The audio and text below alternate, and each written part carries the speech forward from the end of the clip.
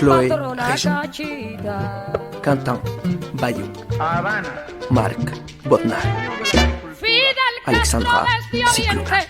A Batista combatió, Fidel Castro desde Oriente, a Batista combatió, que la patria de Parole de Piedad, Como establece la segunda declaración de La Habana, de Simone Amin. pueblo de América Latina es Un feuilleton en 15 épisodes. una familia de 200 millones de hermanos que padecen las mismas miserias, albergan los mismos sentimientos, tienen el mismo enemigo.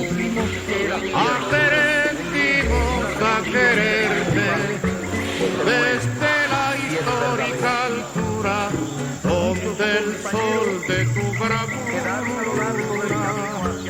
le puso cerco a la muerte. Aquí se queda la clara, la entrañable transparencia de tu querida presencia, comandante Che Guevara.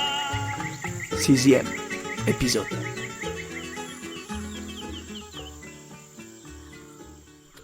Depuis déjà plusieurs jours, tout nous excitait. Faux papiers, avion, rendez-vous secret, costume, hôtel borgne. Tout ça, on l'attendait. On nous y avait préparé. Mais quand tu es plongé dedans, que la sueur te coule dans le dos, que tout va trop vite, c'est autre chose. C'est quelque chose de sexuel. Parce que ça prend racine dans le bas du ventre. Parce que ça monte et qu'on voudrait que ça continue toujours à monter. Tous les sens sont à fleur de peau, douloureux. C'est du plaisir. Tu peux l'imaginer, Roman qui marche dans cette rue. Tout est différent. Des bâtiments en briques, les échelles d'incendie, les longues voitures de shérif. Tout a une odeur différente, l'air te pique le nez. Moi, j'arrivais pas à faire disparaître mon sourire, d'une oreille à l'autre, avec des crampes dans les muscles du visage. Et Roman, comment dire, épanoui. Ses yeux dévoraient tout, papillonnaient. Chaque chose autour de nous, il restait silencieux. Il marchait. Et chacun de ses pas le rendait plus léger. Bon, on a fait au plus simple, quoi. Leçon numéro 1, les policiers sont armés.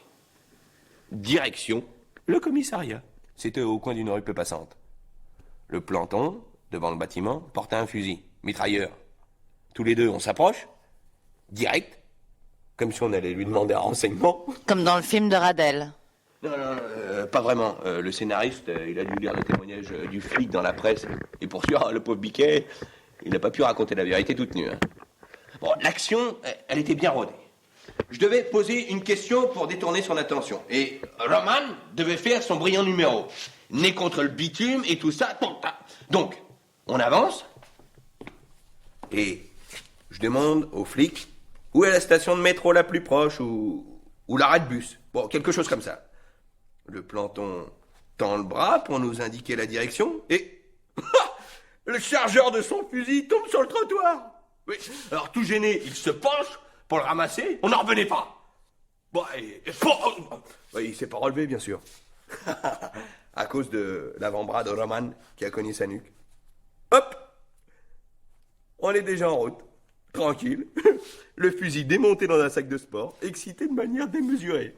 Moi, de nouveau, le sourire sur la gueule. Coitus interrompu. Et quand même, on monte, puis on reste en rade. Frustré de ne pas être vraiment passé à l'action.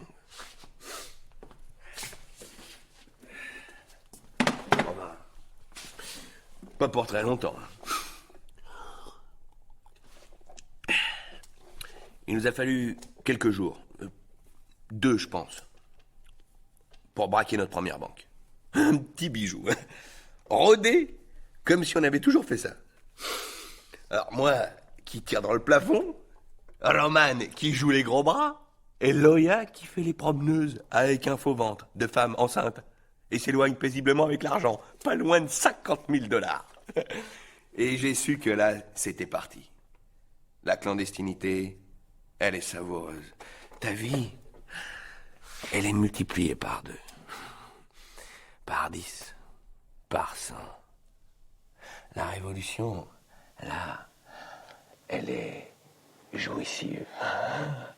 Quand il y a goûté une fois, tu sais que c'est la forme d'action qui dépasse toutes les autres.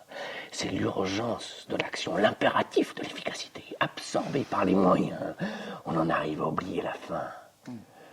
De l'inertie en pleine vitesse. Que voulez-vous dire par cette dernière phrase? C'est pourtant clair. Les gens ne se rendent pas compte des frais occasionnés par une opération comme celle-là. Tuer quelqu'un, ça coûte beaucoup d'argent. Surtout quand c'est un ancien président, général, commandant des forces armées, père de la patrie, chef suprême, propriétaire d'un pays. Quand ces gens-là, ils obtiennent l'asile politique, c'est pas comme moi, hein, quand j'arrive en Allemagne. Et encore, je n'étais pas vraiment turc, et j'avais de l'argent sur un compte en Suisse. Non, ils ont l'asile, ils ont une protection de l'armée et de la police. Ils ont une maison qui ressemble à un bunker, une armée de gardes du corps et des voitures blindées. Essaie de compter combien ça coûte. Essaie d'imaginer. La location d'un appartement en face de sa maison. La nourriture, jumelles, appareils photo, vêtements, labo photo, papier, produits chimiques, armes, fusils, billets d'avion, véhicules, cigarettes, faux papiers, livres. Et ça, c'est que la base. Il faut garder à l'esprit que moins on veut laisser de traces, les traces des histoires inachevées, plus ça coûte cher. Il y a beaucoup de casse-tête dans la vie. Et moi, je pense que c'était ça. Il y avait des tâches précises. Il y a un casse-tête et en face, il y a des solutions. Et chacune d'entre elles coûte de l'argent. Tous les problèmes, on peut les résoudre. Tu vois, un des problèmes, c'est le temps. 4 mois enfermé dans cet appartement. Les persiennes fermées, à observer entre des lattes qui laissent à peine passer la lumière. Il fallait être sérieux, parce qu'il fallait réussir. Mais aussi pour pas se faire prendre. Même mort, c'est un risque terrible de se faire prendre. Pas pour soi, mais pour le reste. Roman, il a eu une chance terrible. Il s'est fait prendre sur le coup du casino. Et rien n'a transpiré. Mais ça n'arrive jamais, ça. Chapeau bas, hein.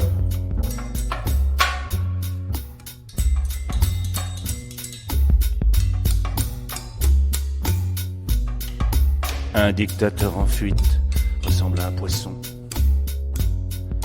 Il souffrait quand je l'achevais, mais bien que je m'efforçais de plonger au fond de son œil ternissant, je n'y voyais rien qui éveillât ma compassion. L'agonie ne changeait en rien l'image que j'avais de ce masque démembré recouvert de médailles.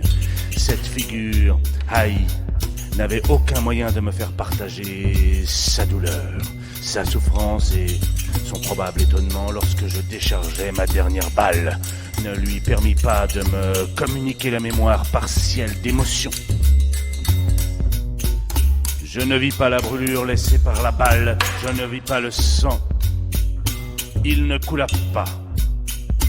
Tuer un dictateur fut facile. Ce fut plus aisé que d'affronter le regard de son chat. L'animal se levait entre mes pieds. Il manquait à chaque pas de me faire trébucher par l'extravagance de sa feinte tendresse, alors que je fuyais le corps mort. Je le pris dans ma main et découvrit un animal hybride, un félin de petite taille dont les pattes étaient armées de griffes non rétractiles, le rapprochant infiniment plus du lion que du tigre.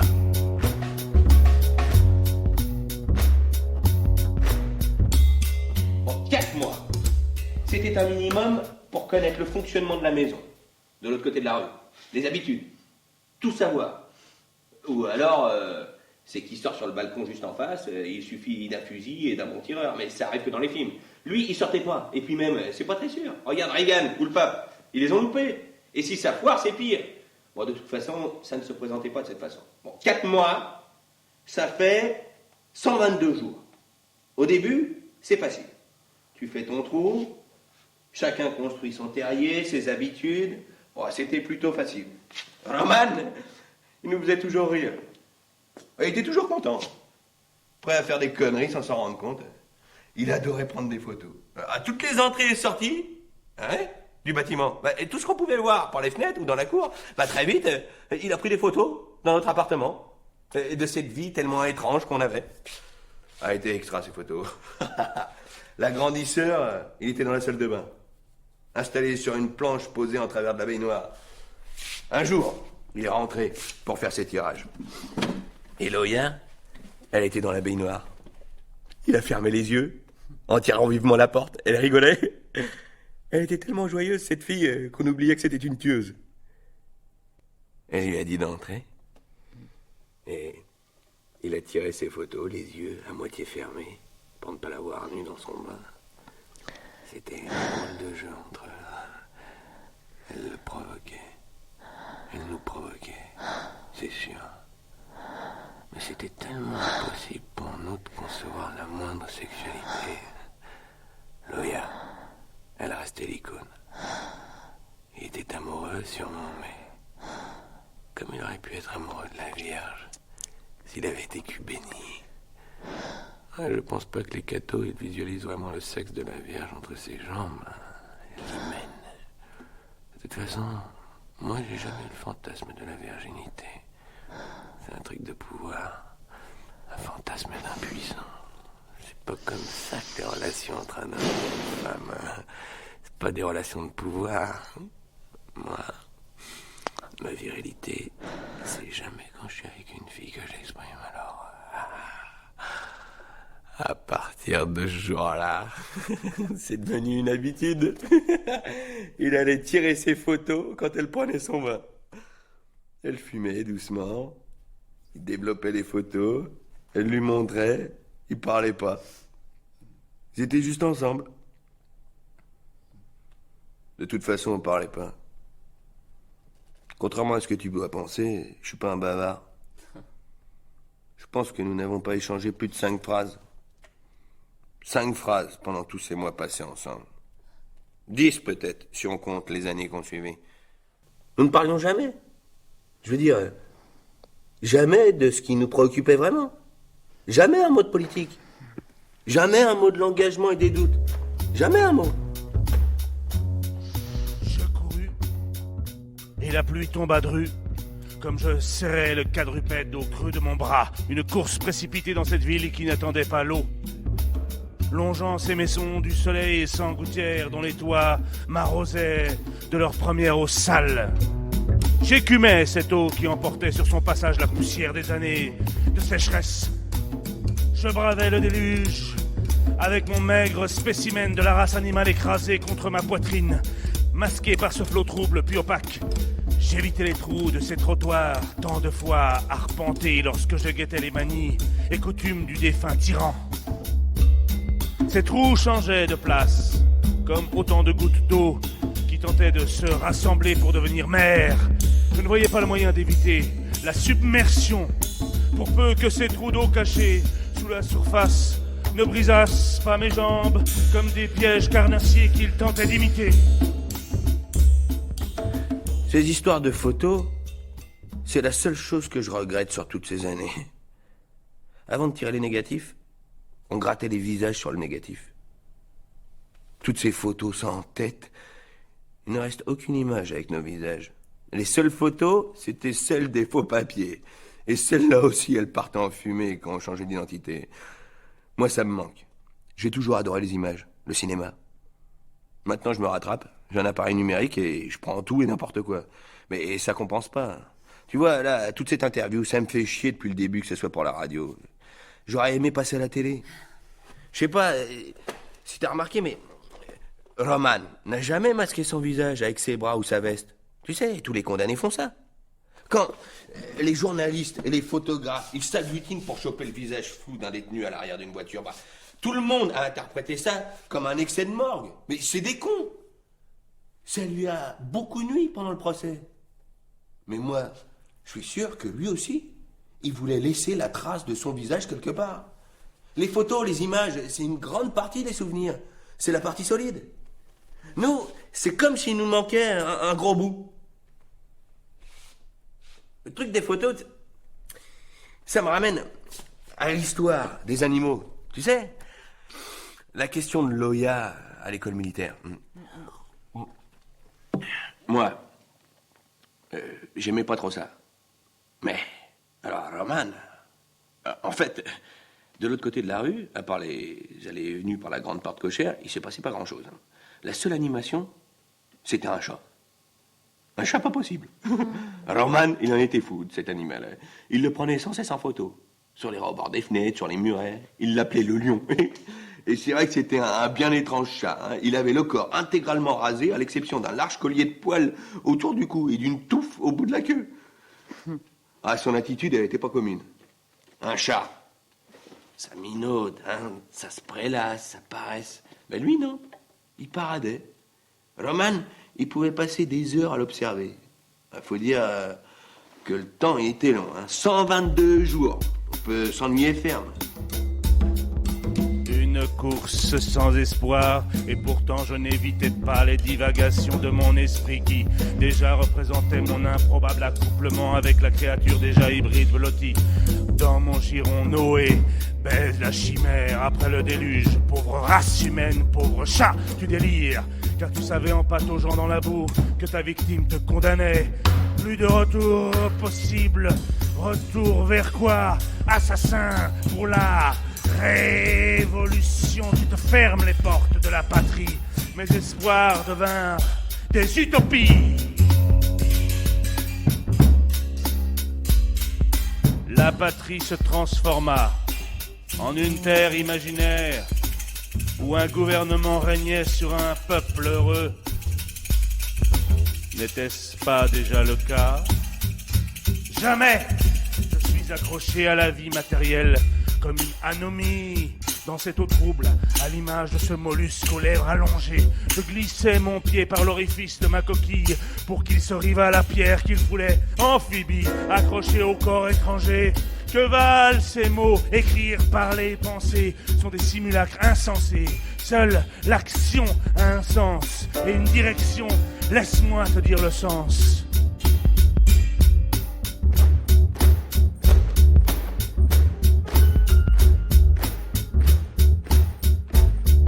Le matin qui précéda l'exécution et le déluge, j'avançais vers la lumière, un champ de fleurs.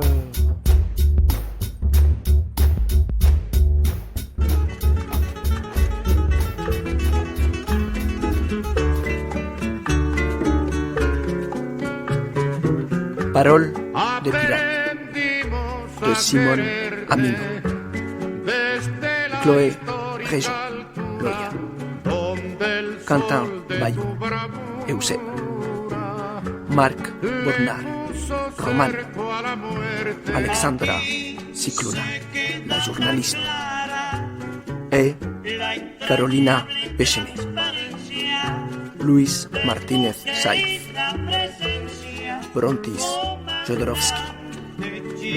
Hervé Furik. Miglen Mirchev. Musique Jacques Mouniard. Philippe Thibault. Montage Patrick Martinage. Prise de son, montage, mixage Philippe Bredin, Manuel Couturin. Assistante Alejandra Malca.